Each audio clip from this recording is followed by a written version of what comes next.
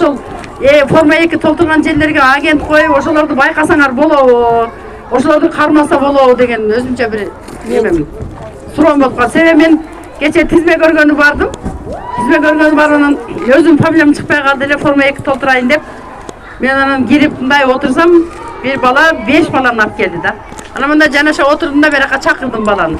Каяктан келдиң десем, Ноокаттан дейт. Неге десем, ушул жерден өтөм дейт. Мен Ноокатта шайлоо болбойбу деп акырын сүйлөп атам да. Мен сурасам, канча сом аласың, канча аласың десем, биз семьядан үчөөбүз келдик. 6000 алабыз, 2000ден беребиз деди дейт. Анан ошо чыгырап айтып аттым.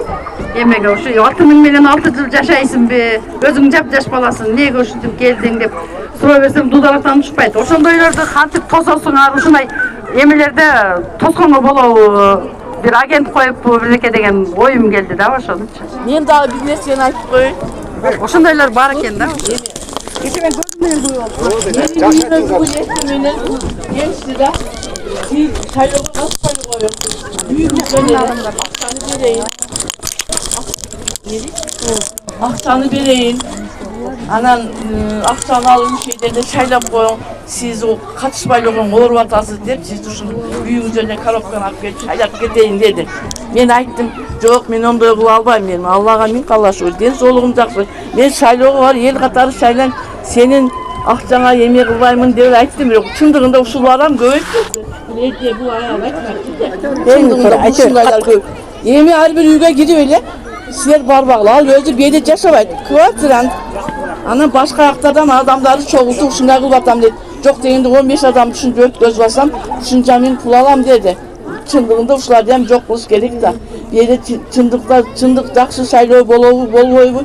Көп адамдар ушундайлар көп болуп атат арабыздачы. Эми ушул ар бир домдо бир домкомдор иштебей атат мында. Ар бир подъезд өз-өзүнө иштеп атышат. Ошолор деле чуркап жүрүчү. Ушуларды ham бир контролго алыш керек. Үйдө жүргөн коробкада келген шайлоочулардын эмесин, тизмесин көрүш керек.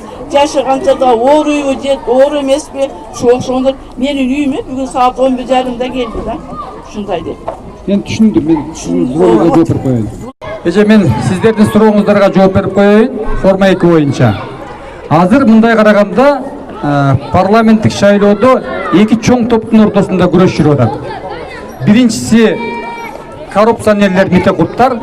Алар соңку 30 жыл бою бийликте туруп, дагы бийликке келебиз деп алдына жаштарды коюп алып аткан уурлар. Алар болсо элге чыга алышпайт.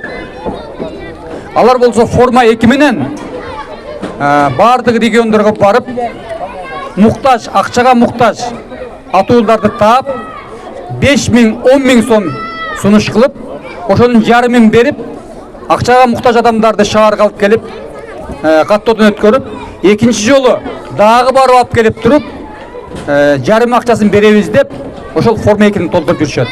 Алардын алынын колунан келгени мына ушул. Мына ушундай коррупциялык жол менен алар добушту топтоп атышат. А биз болсо алардын айырмасы элге чыгып атабыз. Сиздердин добушуңуздарды сурап атабыз.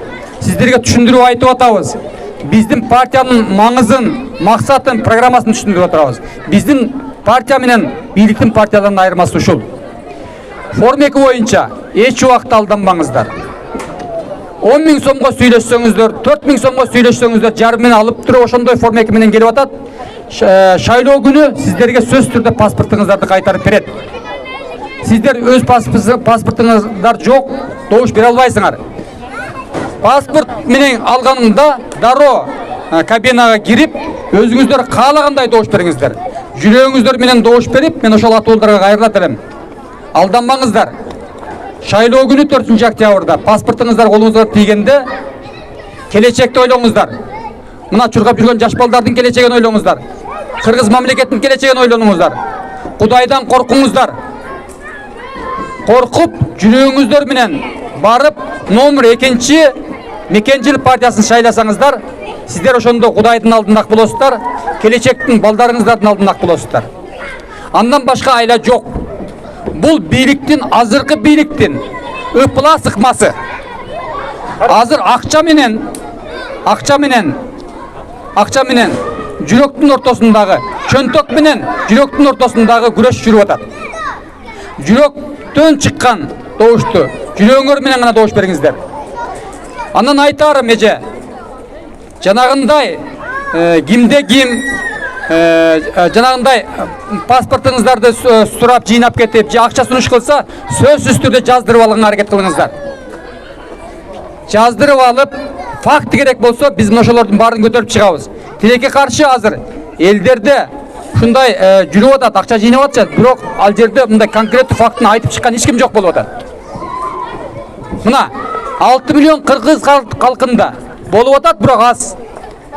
Ошон үчүн мына ушундай уурулукту токтоштун бир гана жолу бул өзүбүздүн келечегибизди колубузга алалык, добушту жүрөгүңүздөр менен Мекенчил саясий партиясына добуш бериңиздер.